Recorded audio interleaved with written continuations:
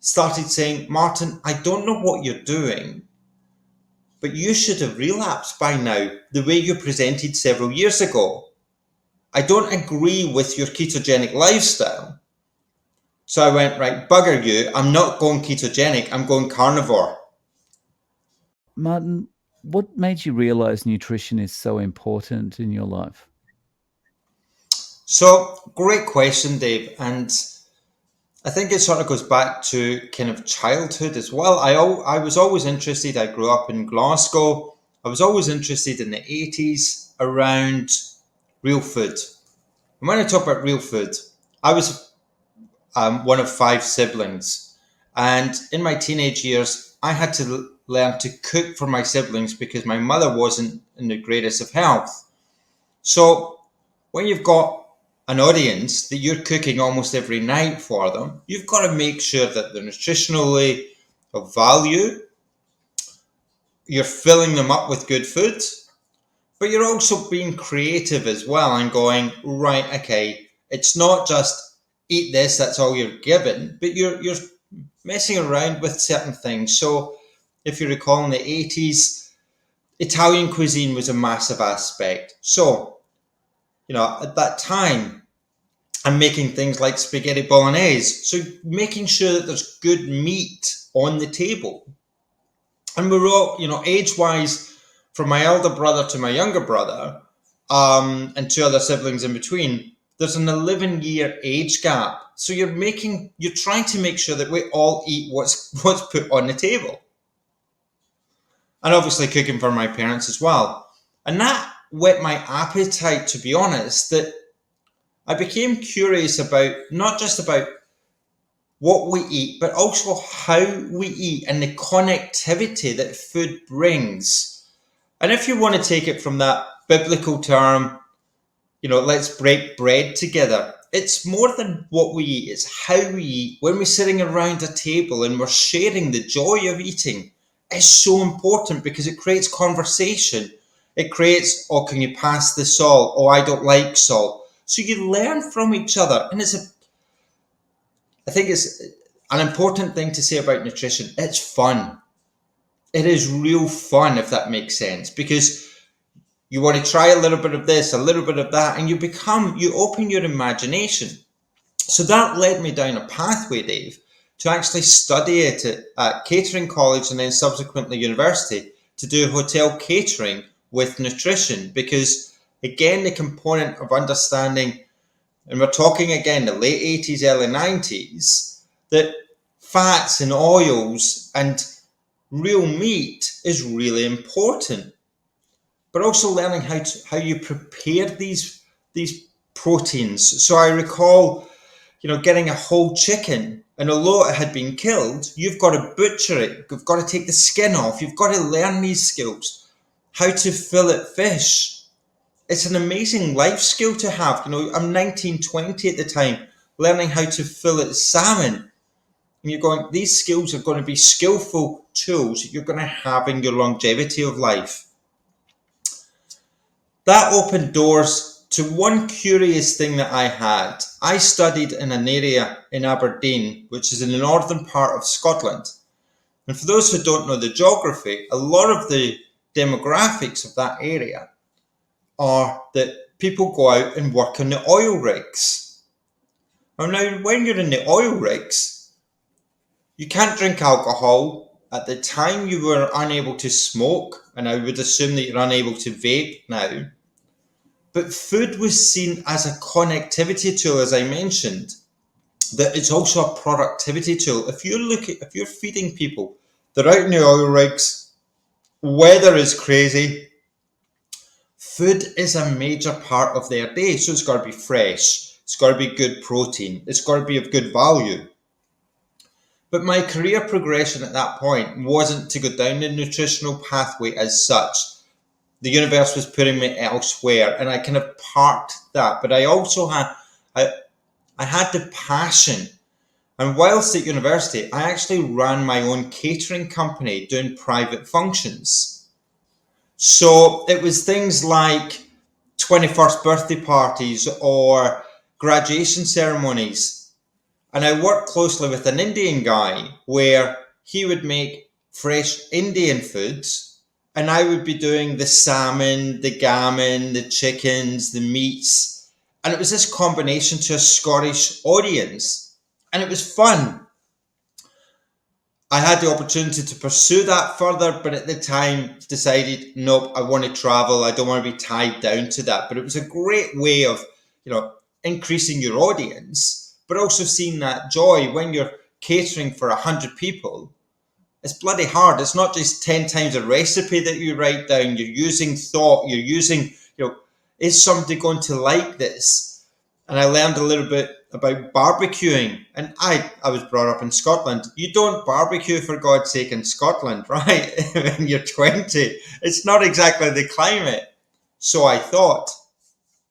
So I always had this passion for food, and it was always real food. And I recall, actually, a segue here, I recall going on a family holiday. I was about 7 or 8 to France and seeing real tomatoes, for example. Huge, big, beautiful things. Onions the size of soccer balls. And going, why don't we get them in Scotland? Why's France got this? Why are French people using cream all the time, but they're skinny as a rake? This is mind blowing. So I always had that back burner in the back of my memory, if that makes sense. But my progression in life went elsewhere, and I ended up doing a variety of other things. And my passion for food was always there, but it kind of varied over the years. And I think everybody has to go through that variation. And I moved from Scotland to Australia back in 2000. And it was funny, actually, Dave. Obviously, you lived in Australia for a long time, and from Melbourne. I arrived in Australia a few months before the Sydney Olympics. So the whole atmosphere was brilliant. I'm in my late 20s, kind of party, euphoric, sporty atmosphere. And I do remember going to Sydney Olympic Park where they were hosting the Olympics. And I was kind of shocked at the crap food that, as a spectator, they were feeding you. And you're going, this is a pinnacle of sportsmanship, of a variety of different disciplines. And you're feeding these people crap food. Lots of carbohydrates. And may I add in here, in my pastime, since my teenage years, I've always been a runner. And I'm talking about up to marathon distance and beyond. And the coach would always say, carbo load before races.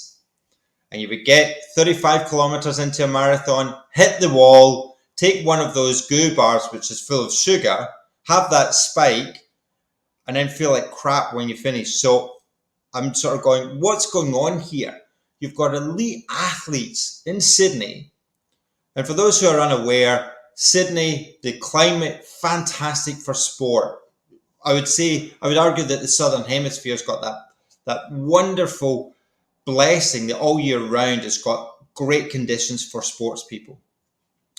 But the nutrition was absolutely crap.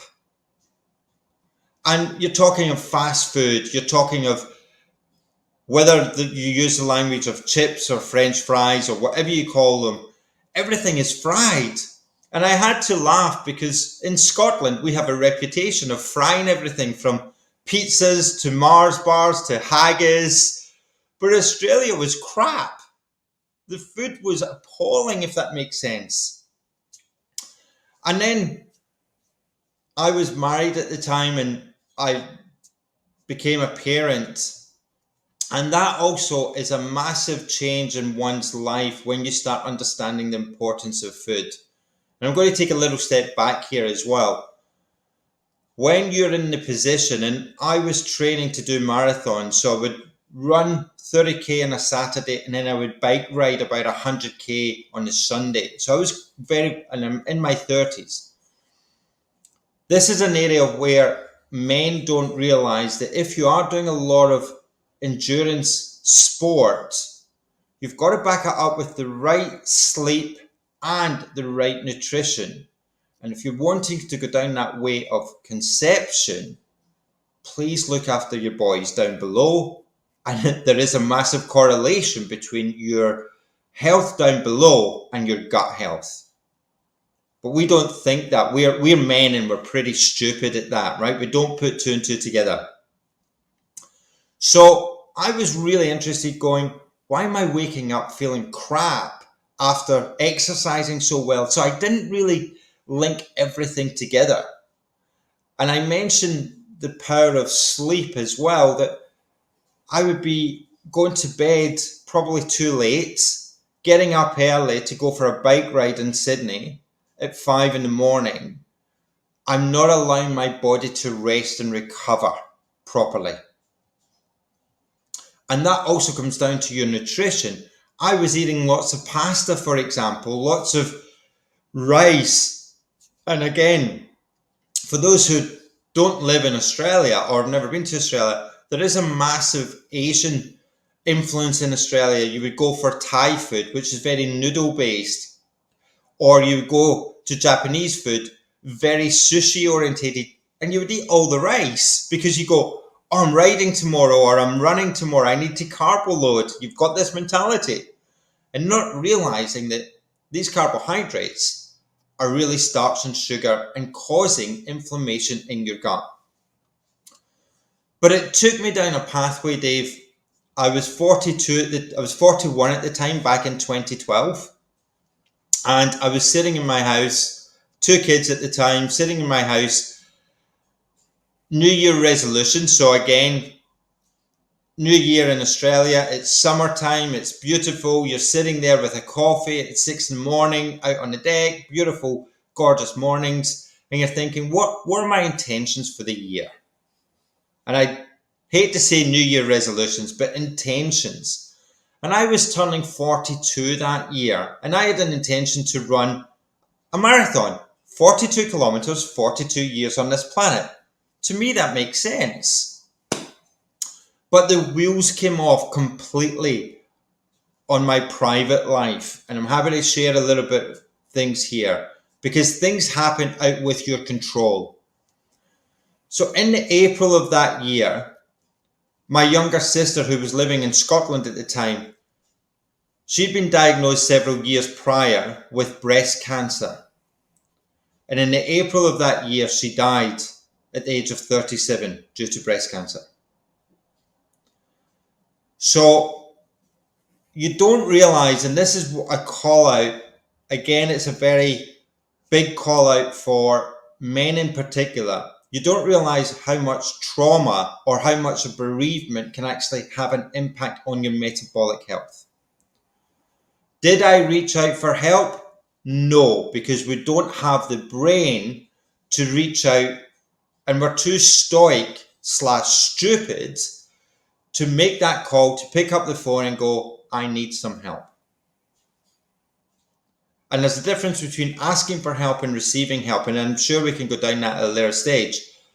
But that was in April of 2012. 6 weeks later, my father in Glasgow climbed onto a wall, a 6-foot wall around his house, and he was chopping overhanging branches in the start of July of 2012, and he slipped off the wall, and he had a pair of garden secateurs. And for those who are unsure, garden secateurs are like kitchen knives that you use to cut. He had a pair of them in his top pocket of the shirt that he was wearing. And as he fell, the blade of the secateurs pierced him in the heart and he bled to death. Again, did I ask for help? No. So your whole nervous system is on edge. And I was eating what I thought was real food, and that was the standard Australian diet. But my adrenaline was all over the place. I was on that fight flight mode, if that makes sense. And then 6 months later, in the sort of September time, my marriage collapsed. And then in November 2012, lo and behold, I was diagnosed with stage 4 blood cancer. So if you're musical and one of the musical instruments, you have that accordion box. It's very Celtic, one of those squeeze boxes. That's how my 2012 felt. And it wasn't until I was diagnosed with cancer that I reached out and got professional counselling. And it was the words of a fantastic counsellor in Sydney that when I walked in, I'd been diagnosed with stage 4 cancer. The tears were rolling down my face, and I'm thinking, I'm facing mortality. Am I going to die? And the answer was no, but at that time, you just don't know. And I was about to undergo intense chemotherapy, and I got some counselling, and the counsellor said to me, Martin, welcome to new beginnings. And it was those words that resonated with me. And that took me on a pathway of rediscovering, if that makes sense. It was pretty bloody intense through chemotherapy, and I'm sitting getting injected for 9, 10, 11 hours of chemotherapy drugs. And what are they feeding me? White bread sandwiches, muffins, donuts, cupcakes, little cartons of apple juice or orange juice. And I'm thinking, may I swear, I feel like shit. The drugs I'm taking the drugs, but my whole body, and I started putting on a little bit of weight, and I'm thinking, what am I doing here? Not realizing that food was medicine, if that makes sense. And I went to look out several dietitians or nutritionists, and I had a list of the chemotherapy drugs that I was on. So I would go equipped with them to get some help. Did they give a monkeys about the drugs that I was on and correlating that with good nutrition? Absolutely not. Now, I'm going to mention one thing, and it won't come as a surprise here. I was masking a lot of that trauma, consuming too much red wine at the time as well. I'm only human. So when you're consuming too much red wine or any type of alcohol, you fail to realize that that is 1, toxic, and 2, high degrees of fermented sugar. And one of the key downsides, especially if you're going through chemotherapy and alcohol and sugar, is that chemotherapy drugs deplete you of B12. So I developed a thing called peripheral neuropathy in my fingers. Now, to put it in very layman's terms, it's like a constant pins and needles in your fingers. And my kids were really little. I could not get 2 pieces of Lego together because I couldn't get the feelings in my fingers to pick up, join these 2 pieces of Lego together and play with my kids. So that had a major impact on my psyche, if that makes sense. You try to enjoy life, but you have no cognitive nor physical ability.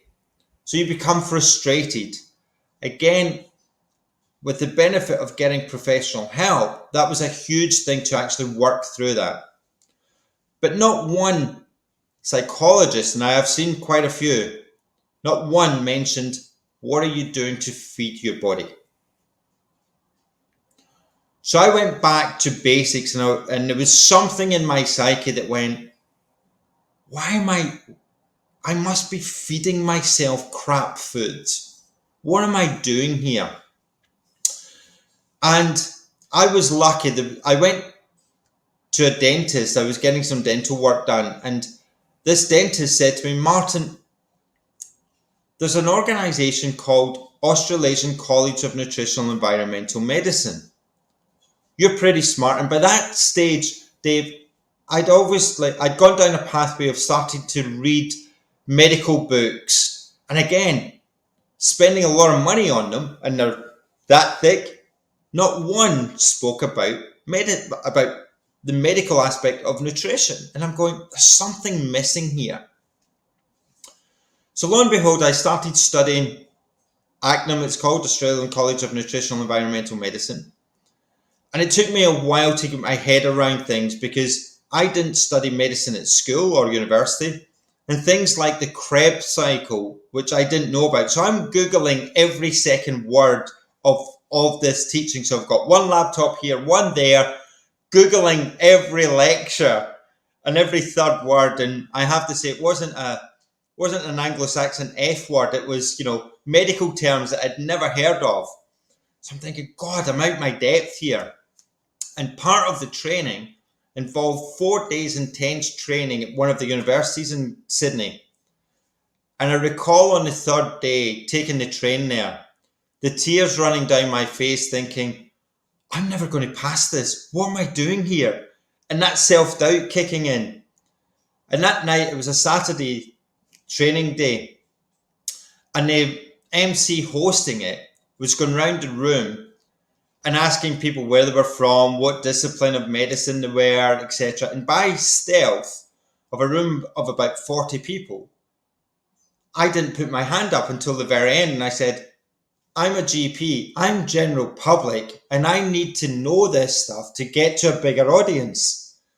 Because for those who are unaware, to become a doctor in Australia and in the UK and in the US, you spend roughly 7 years at university.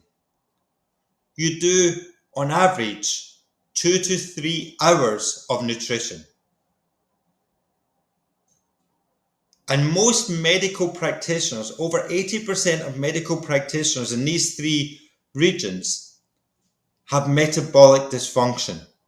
They're either overweight, they have access to amazing drugs, and they're working with a mask on every day. They don't know what's going to happen, and they don't look after themselves. Fast forward about 18 months, the board of ACNM came to me and said, Martin, we've been watching you for the last year or so. And by that stage, I became a bit more confident about sharing this information on public forums such as social media. We've been watching what you're doing. And I was still working in the corporate world in cybersecurity. We want you to become a board member to help us expand this knowledge. So I became a board member helping teach general practitioners and health practitioners in Australasia nutritional environmental medicine. Now that opened my doors to have that appetite to learn more. So since then, I've become a qualified nutritionist and qualified in an amazing protocol called the Bredesen Protocol. Now, the Bredesen Protocol comes from the US. It's from a guy called Dale Bredesen, Dr. Dale Bredesen, who's a neurologist, that you can prevent 2 of the age-declining modern illnesses, Alzheimer's and dementia, through certain protocols, and a majority of it is nutrition. And the nutrition protocol that they evangelize is a ketogenic/low carb lifestyle. And my personal journey on low carb, I started playing around about 10 years ago with low carb, coming out of cancer treatment. And I got pissed off with nutritionists saying, either eat the standard Australian diet or medics telling me to follow the Mediterranean diet. Now, I'm living in Sydney. It is miles, kilometers away from the Mediterranean. And for those who are unaware, the Mediterranean diet is almost like the Santa Claus diet. It doesn't really exist, but from the medical world, it's almost their get out of jail card free. And here's a question, an exercise for your listeners. Get a map of the Mediterranean Sea and count how many countries touch the Mediterranean Sea. There are about 30 different countries. So how can you have one diet that constitutes the Mediterranean diet? It's an enigma. So I started playing around with a ketogenic diet, and I started looking at what can I do, and using myself as a biohack. But what I did find is that it's bloody expensive, especially if you're only catering for one. You know, if you go to the supermarket or the fruit store and you're buying celery, it's more effective economically to buy a whole celery, but you're never going to use a whole celery. So you end up on a weekly basis throwing away $20, $30 worth of food. But I also realized that the difference in quality of food that is available. You go to a fruit store and you start becoming inquisitive. You go to markets, and I mentioned earlier, you see the size of them. They're not all homogeneous apples that you get in some of the supermarkets.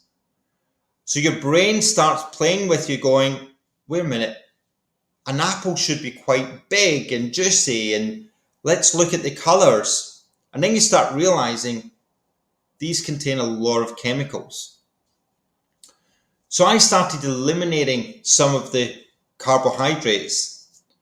And what happened in conjunction with that, as part of my post-cancer treatment, I was checked up with my hematologist, and that included a full physical and blood testing for 10 years, every 3 months.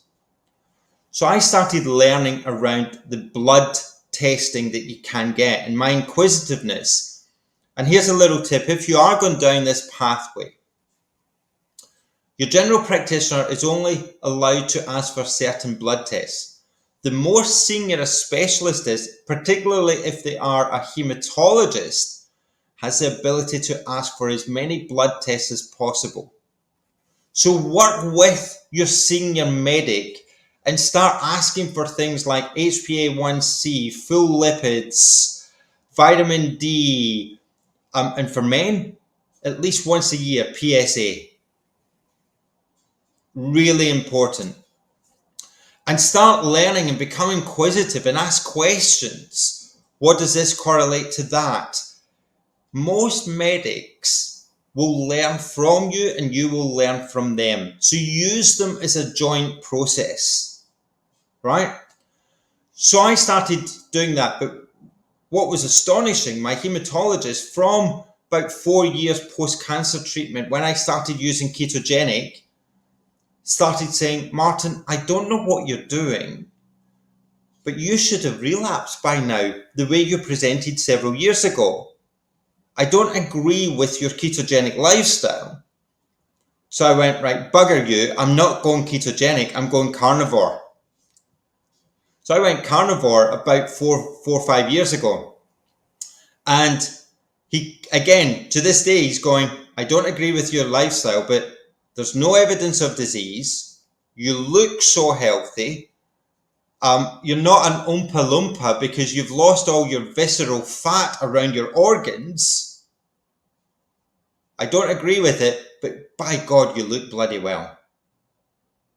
So it's just a minefield. That's amazing. And so, but the doctor's still kind of, I don't like it, but you're looking good. So the doctor would pull out the WHO, red meat is bad for you, red meat for colon cancer. Those two rats that develop colon cancer, but you don't look at all the other factors just by association. Red meat does not give you cancer. And at this stage, actually, I have to give a bit of a call out. I developed a tribe in Australia of people that I would tap into to get extra knowledge. And one of them particularly was very, very good with me around cancer treatment because he'd gone through it himself. And you'll know him, Dr. Gary Fecky. And I would send Gary some notes going, Gary, this has happened, what do you think? And he was brilliant. So again, you start attracting a tribe and sharing with them some of your questions. And no question can be stupid, if that makes sense. But my lifestyle as a carnivore has been outstanding. I don't have any wastage in my fridge. Where you go and buy your products, if you are going to a supermarket, and here's the funny thing, now I've relocated back to Scotland. I failed to realize this, that all red meat sold in supermarkets here in Scotland is grass fed. Right? Brilliant. You can walk into certain supermarkets, and again, a massive difference. I can go and buy, this afternoon, I can go and buy liver, kidney, heart, all in some supermarkets here. Brilliant, right? So you can buy these gorgeous, fully good organ meats for next to nothing. So the lifestyle is there, but the education needs to be improved. Now, I've also 18 months ago, I ran a marathon, completely fasted, and as a carnivore. And how did that go? So it was funny, actually. It was a long time between drinks, as they say, between marathons. I've ran 7 or 8 marathons now, and it was almost 18 years between my last one and this one. And maybe I was undertrained, if that makes sense. I got 23, 24 kilometers into it, and I could feel my right hamstring sort of playing up a little bit. And then my left one, I thought, I'm not going to kill myself for this run. So I had a plan to try and do it in 3.5 hours. And thankfully, I had my phone on me, could call my partner and say, listen, it's going to be 4.5. I'm struggling a little bit. I'm going to take my time and enjoy it. And I think that's the ability to think on your feet, to go, let's just enjoy this. But 4.5 hours for a marathon is still bloody good. And you achieved it. And I learned a lot of lessons on it. But in terms of how it makes you feel when you're fasted, you learn about electrolytes, you learn about minerals. And again, people have this impression, if you're not taking carbohydrates, how are you getting, you must be supplementing. Again, you start learning about the importance of real minerals and, more importantly, the basic aspect of electrolytes and salt. Like, I'm really interested to know when I might not be saying this correctly, but just take a step back to acnym. When you were basically teaching doctors about nutrition. Yes. How receptive were they to that? So, a lot of them, their eyes popped open, going, oh, right, okay, didn't realize. Now, you were teaching them a lot of the basics. It wasn't low carb. This was the power of real food for real health. And you start, and again, the advocacy around this area, which again can be important for certain people that want to pursue a ketogenic, the ability, medicinal purposes of things like herbs can be very good for that individual.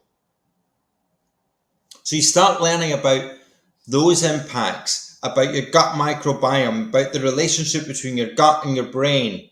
And if you're feeding your brain, you're feeding your whole body. So again, it wasn't just around how we were eating. You were looking at the impact of real food, how that impacts your oral health, your gut health, and your brain.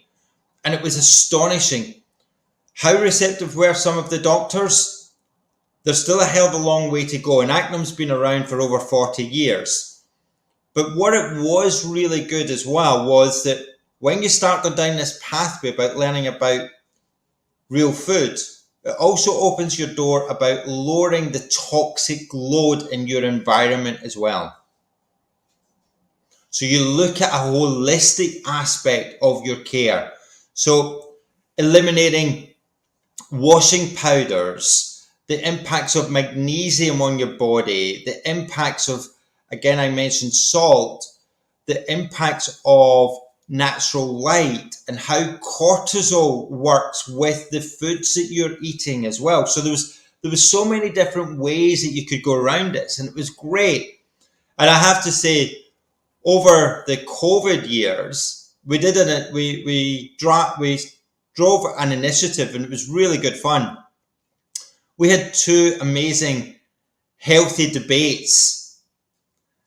We had three medical practitioners on one side and three on the other side, and they all had 7 minutes each to present their case. The first one was carnivores against vegans, and then the second one was, have medics got it right or wrong about cholesterol? And it was really good fun. We had hundreds of people logging into this. So it created that inquisitiveness. And I would say one of the key things, when you start changing your diet, you start changing your brain chemistry and you become curious to learn more, because you lose that program mindset. You start going, what about this? What about that? And a big advocacy I have, I'm a huge fan for low carb. It's my choice to go carnivore, but I advocate a ketogenic and low carb lifestyle. The variety of it can be applied to almost everybody. Yeah. So you're doing a lot of that advocacy through an organization called Gem Wellness. Is that right? Yes, that's my own company. So I created 4 years ago, just at the start of the pandemic. I was offered a redundancy in my corporate world. And by that stage, I'd equipped myself with quite a lot of um, skills. And I went, I'm taking the plunge. And I set up a consulting company to work predominantly on two key bases: to work with corporates, going to corporates and teaching them these skills, and also doing one-on-one coaching, especially on people around metabolic health, to give them the education where to start, because it is quite intimidating. If you go to, in Australia, one of the major bookstores, Dimmocks, and you start going, I want to take those first steps, it's quite intimidating. You see all these books and you go, shit, where do I start? Or you go down a rabbit hole on YouTube, and lo and behold, you're still awake at 3 o'clock in the morning because you've become intoxicated with all this and you've got notepads. So I work with corporates, but it's not just that one hit wonder. It's going every quarter and teaching them about the impact of cortisol and about the impact, if you're taking breakfast cereal, one, you're a bloody idiot, and two, you're not only killing yourself, you're lowering your health span and you're killing your kids. And that's in Scotland, in Australia, or both? Globally, so I've been lucky enough, I've done Australia, Southeast Asia, Europe, and I'm doing some work in the US around that as well. And in the one-on-one stuff, it's more personalized. And this is a big area which I see still hugely underdeveloped, Dave, is the impact of a health coach as the conduit, as a part of your medical team that can take the medical knowledge and put it into terms that you can understand. And more importantly, I don't have the access to go into everybody's house. So if I'm coaching someone in Washington, D.C., I physically can't be there. But I can work with them individually to go, and one of the little tools that I do when I'm working with people individually, I ask them to send me a photograph of where they keep what they regard as food, whether it be in a pantry or in the fridge. Now, everybody lies about what they consume, and you've got to reframe it. Nobody can be bothered to write out what they eat every single day, right? But when I see the contents of someone's fridge, I've got a fair idea what their gut's going to look like. And the excuses they give me, oh, but my wife buys the tomato sauce or the ketchup. Yeah, but sorry, buddy, you're consuming it. Yeah, maybe someone else buys it for you, but you're in charge of whether you open your mouth to put it in there, right? And it's funny because one of the aspects that I look at is every single day you are your own CEO, Chief Energy Officer of 30 trillion cells in your gut. Now, using the corporate language of a performance review, what would your brain say to your gut brain in a performance review? Thanks for feeding me pizza, beers, all the crap food.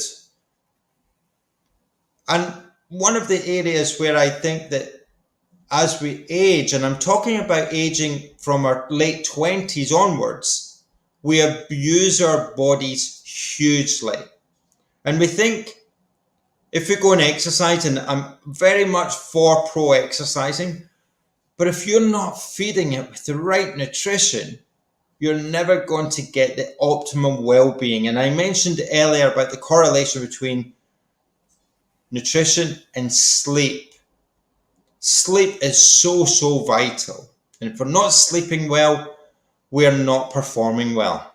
Definitely. That sleep is definitely the one I fall down on. But yeah, when you do have a good night's sleep, it's just like everything changes the next day, you know.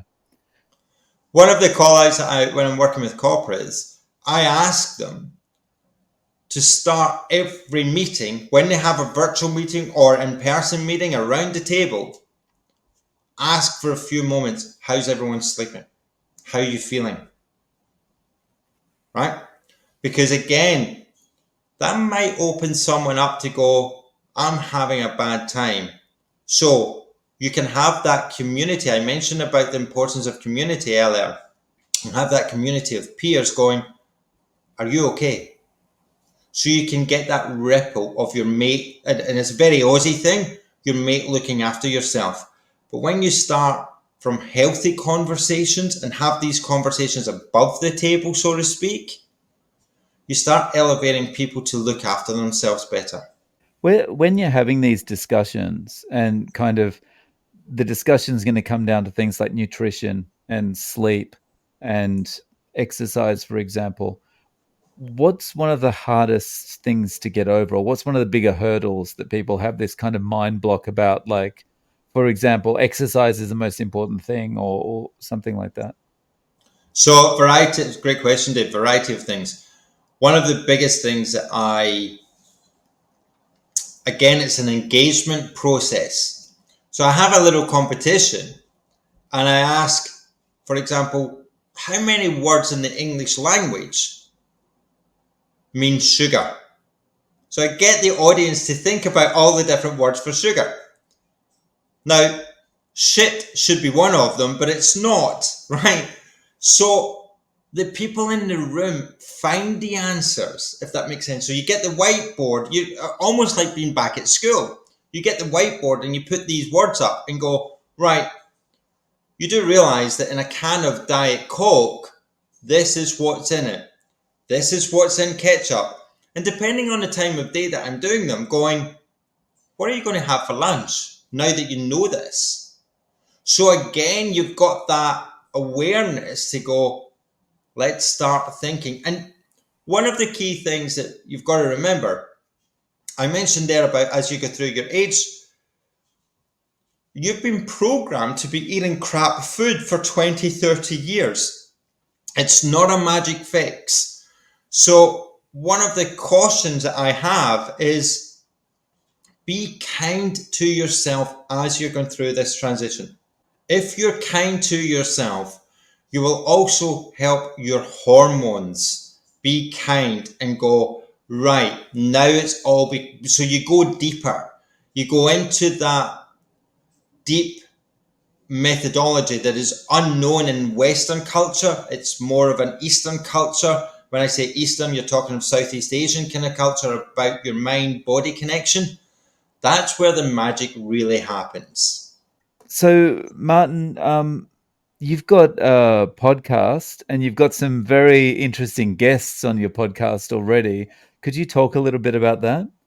Sure. So one of the aspects, my podcast is called Metabolic Wellbeing Without the BS. You can take what you consider what the BS is.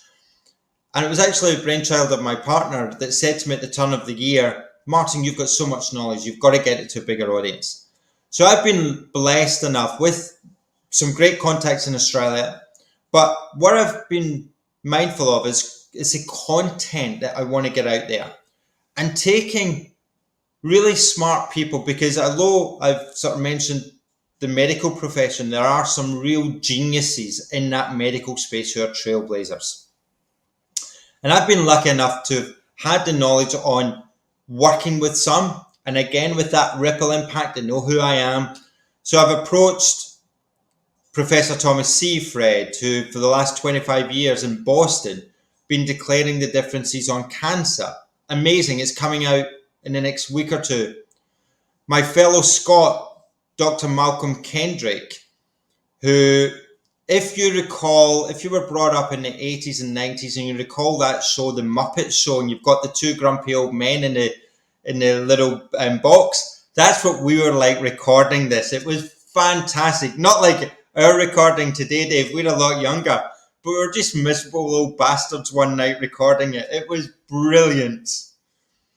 Rob Lufkin, extremely generous with his time, and an incredible individual, again based in LA, called Professor Steven Sidoroff, who for the last 45 years has been a clinical psychologist, and him reframing how the importance of stress, reframing the word stress, for example, to resilience, and how that impacts you.